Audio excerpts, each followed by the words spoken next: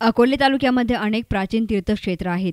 त्यापैकी एक अतिप्राचीन पारंपरिक आख्यायिका असलेले तालुक्यातील श्री कळशेश्वर महादेव तीर्थक्षेत्र.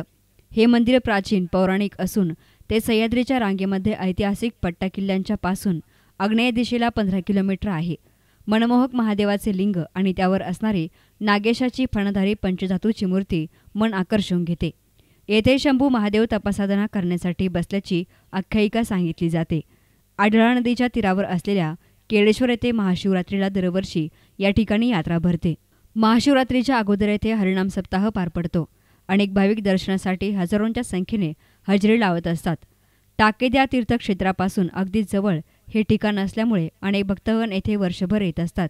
केळेश्वर देवस्थान ट्रस्टचे सचिव मधुकर बिन्नर यांनी आपली प्रतिक्रिया व्यक्त केली. 95 साली रजिस्ट्रेशन करून छोटे मोठे कार्यक्रम चालतच होते गाव पातळीवर, परंतु ह्या वर्षी या कार्यक्रमाला वेगळं स्वरूप दिलेलं आहे आणि ह्या पूर्ण परिसराला आम्ही सामावून घेतलेलं आहे या कार्यक्रमामध्ये. आणि ह्या कार्यक्रमामध्ये सत्संग असे हरिकीर्तनं ठेवलेले आहेत की ह्या भागाचं खालावलेली संस्कृती ही पुनरुपी पदावर यावा असे संस्कार घडतात या कीर्तनांमधून.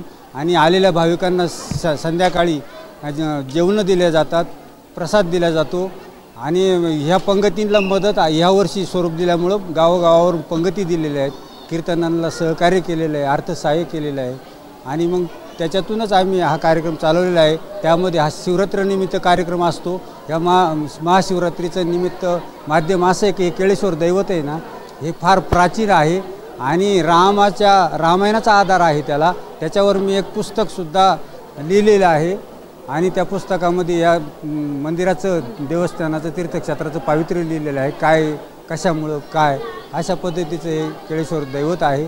आणि ह्या तीर्थक्षेत्राला भरपूर लोक शिवरात्रीच्या दिवशी लाखो लोक भेट देतात, दर्शन करतात, कुंडात आंघोळ करतात.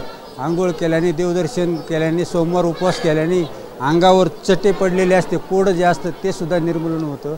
आणि कोडं म्हणजे याचा अर्थ संकट, आणि संसारातलं जे संकट असतं ते सुद्धा या महादेवाला जर भजलं तर ते सुद्धा नाहीसं होत असतं आणि संसारी माणूस सुखी होत असतो. आणि ह्या ट्रस्टचा उपक्रम करण्यासाठी आमच्याकडं संचालक मंडळ वयोवृद्ध असल्यामुळं याच्यामध्ये आम्हाला 2-4 लोकांनाच धावपळ करावं लागते, हे कार्यक्रम आयोजित करावं लागतात. आता हा कार्यक्रम आयोजित करताना आम्हाला 1 महिन्याचा कालावधी गेलेला आहे आणि त्याच्यात पंचक्रोशीत लोकांनी सगळ्यांनी प्रतिसाद दिलेला आहे, भाविकांनी प्रतिसाद दिलेला आहे. अशा पद्धतीचं हे सर्व मनोमिलनाचा कार्यक्रम असून परिवर्तनीय आहे. शासनाकडे आम्ही रजिस्ट्रेशन करून तीर्थक्षेत्र विकास आराखड्यामध्ये जेव्हा याची समाविष्ट करण्याबाबत कागदपत्र दिले तर त्यावेळेस भाऊसाहेब वागचौरे खासदार त्यांचासुद्धा आम्हाला चांगला आशीर्वाद लाभलेला आहे आणि त्यांच्या प्रयत्नातून ही 25 लाखाचा निधी मिळून ही 150 फूट भिंत झालेली आहे. उर्वरित अजून 200 फुटाची भिंत बाकी आहे. नदी किनारा आहे, त्याला संरक्षण भिंत होणे गरजेचे आहे, नाहीतर ते देवाला ते धुपल्या जाते.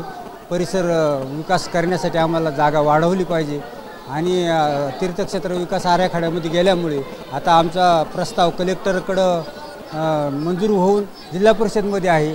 तीर्थ विकास आराखड्यातला निधी आम्हाला एकही हप्ता भाऊसाहेब वागचौरे गेल्यामुळं आम्हाला मिळालेलं नाही. त्याच्यामध्ये राजकारण येते का काय असं आम्हाला वाटते, परंतु तो शासनाने विचार करावा आणि या देवस्थानाचा उद्धार करण्यासाठी काहीतरी निधी द्यावा अशी आमची अपेक्षा. दरवर्षी या ठिकाणी अहमदनगर आणि नाशिक जिल्ह्यातून या ठिकाणी भाविक हजेरी लावत असतात. हे तीर्थक्षेत्र महाराष्ट्रामध्ये जागृत देवस्थान म्हणून मानले जाते. मात्र शासनाच्या दुर्लक्षामुळे हे देवस्थान उपेक्षित असल्याचं चित्र समोर आले. या देवस्थानकडे भक्तनिवास, संरक्षण भिंत, नदीच्या कडेला असणारा घाट या गोष्टींची कमतरता जाणवते. यामुळे या तीर्थक्षेत्राचा विकास केल्यास नक्कीच स्थानिक लोकांना रोजगाराच्या संधीही उपलब्ध होऊ शकतात. केळेश्वर देवस्थान हे जागृत देवस्थान असून त्यास प्राचीन असा इतिहास असल्याकारणाने अनेक लोक या ठिकाणी भेट देत असतात.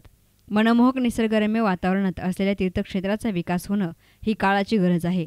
मात्र या विकासात शासनाने हातभार लावल्यास नक्कीच हे तीर्थक्षेत्र महाराष्ट्रामध्ये आपला लौकिक मिळवेल. News reporter Bhausaheb Salve, S nine media, Akole.